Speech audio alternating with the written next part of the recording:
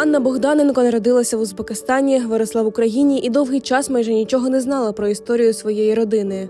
Кримсько-татарське коріння залишалося фрагментами, окремими іменами, спогадами і кількома фотографіями. З початком повномасштабної війни з'явився страх усе це втратити. Так Анна почала збирати родинну пам'ять через архіви, документи, світлини і ДНК-дослідження. Я народилась в Узбекистані, місто Беговат. Мої батьки звідти, і вони познайомились в цьому місті, коли вчились. Дід Анни – кримський татарин. Його родина опинилася там після депортації кримських татар у 1944-му, коли тому було 10. Там він виріс і познайомився з бабусею Анни – Анною Волошиною. Дід з бабусею все своє життя, яке вони жили в Узбекистані, вони будували будинок в Україні. І зараз я розумію, що мабуть, для мого діда такі рідкі, нечасті приїзди в Україну, це була можливість тоді виїжджати з міст, де жили кримські татари, на спецпоселеннях, приїжджати в Україну до батьків своєї дружини, будувати там будинок. І це було найближче місце, де він був якомога ближче до Криму. В Крим він приїхав вже, як я думаю, що десь на початку 2000-х років. Приїхав в Крим, в Дерекой, це селище, в якому він народився, і звідки був депортований. З початком війни був страх втратити всю інформацію, що якщо прилетить ракета в мій будинок, то мої діти, вони не будуть знати те, що знала я, те, що колись мені розповідав дід, бабуся. Саме тому всю інформацію, яку знала про її життя, Анна вносила в електронне родинне дерево. Все починалось з фотографії. Дідусь, бабуся, молоді, починаєш запитувати, скільки їм років було, а хто на цій фотографії. Да, я знаю, що це дідусь мого діда, це Сейдамет Караєв, це його мати, сестра. Маму звали Пімпе. Ну, дід, ще пам'ятаю, і мама казали, що бабуся Пімпе померла молодою. Якось за бабусю почала, якась образа, що нічого від неї не залишилося. В мене від неї нема ні хустинки, ні якоїсь історії про неї саму. Тільки ім'я. Пімпе означає красиве ім'я, кримсько-татарське означає рожевий. Почались мої пошуки з документу, який мені пощастило знайти у Фейсбук-спільноті. Це договір. Він дуже нечіткий, але можна прочитати розшифровані прізвища. Це жителі Дерекою, які підписалися, які вимагали для себе, для жителів селища Верхньої Дерекой, надати для їх користування мечеть.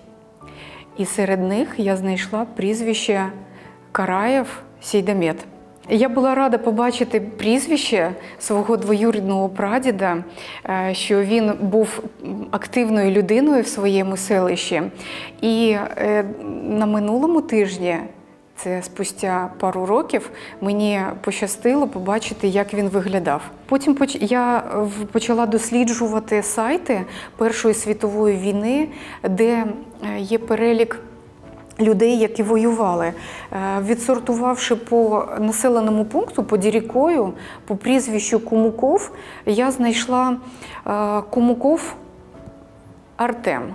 Російська імперія під час оформлення документів русифікувала кримськотатарські імена, тому Ахтема часто записували як Артем, звично для тодішньої системи форму, стираючи національну ідентичність. І для мене склався такий пазлик, що бабушка Пімпе, вона назвала старшого сина свого Мустафа на честь батька по чоловіковій лінії, а другого сина мого Ахтема, діда, назвала на честь свого батька Ахтема Джемілєвича Хомукова. Через тест ДНК я знайшла своїх четвероюрідних сестер, я знайшла родичів з Криму. І тепер нам потрібно доказати це рідство, яке доказано по ДНК, доказати документально. На початку свого дослідження я знала тільки маму, тата, бабусю, дідуся, найближчих родичів. Це було людей, може, 15 в моєму дереві.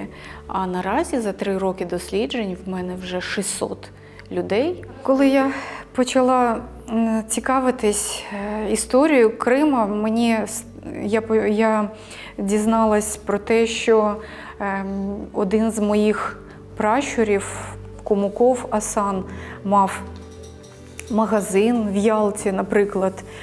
Це був великий магазин з вибором посуди. Його будинок знаходився прямо в центрі Ялти. І зрозуміла, що в мене нічого немає для такого, щоб матеріального, щоб показати, наприклад, своїй дочці, племінникам, що це щось від твого діда чи від твоєї прабабусі, Пімпе. Звідти мій інтерес до кримсько-татарської спільноти, яка є в Києві, з якою я потоваришувала. Я відвідую кримсько-татарські заходи, стараюсь придбати щось таке з кримсько-татарським орнаментом. Мені це дуже подобається.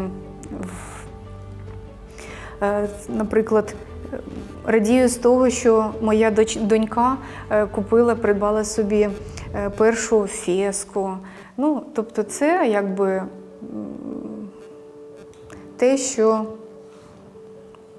дозволяє мені бути ближче до кримсько-татарського народу, до своєї якоїсь там ідентичності.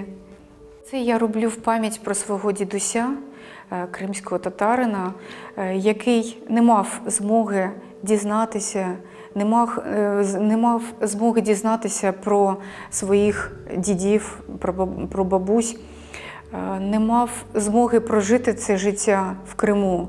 Я його запитувала, як ти опинився, чому ти уїхав з Криму. Він розказував про депортацію, розповідав історію, яку я вже записала на диктофон, вже будучи дорослою, але голос діда там вже дуже слабий. Але цей запис я зберігаю про депортацію.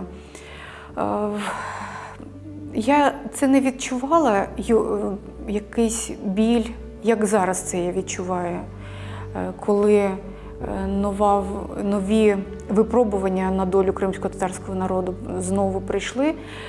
Зараз це я відчуваю сильніше. Мені боляче від того, що в житті мого діда не було Криму, не було тих прекрасних речей, що створювали культуру кримсько-татарського народу. Тому що коли були кримські татари депортовані, його родина, звісно, не взяла нічого з того дому і не передали нічого своїм дітям.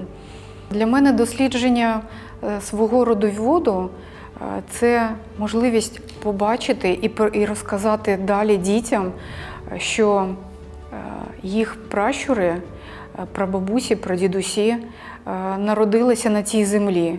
Тобто це земля кримських татар. Це селище, в якому жили кримські татари. Цим треба пишатися, це треба знати і передавати. І тому важливо досліджувати цю інформацію, зберігати і, що особливо важливо, оцифровувати, щоб вона була збережена і мали до неї доступ якомога більше людей і за кордоном, і в Україні.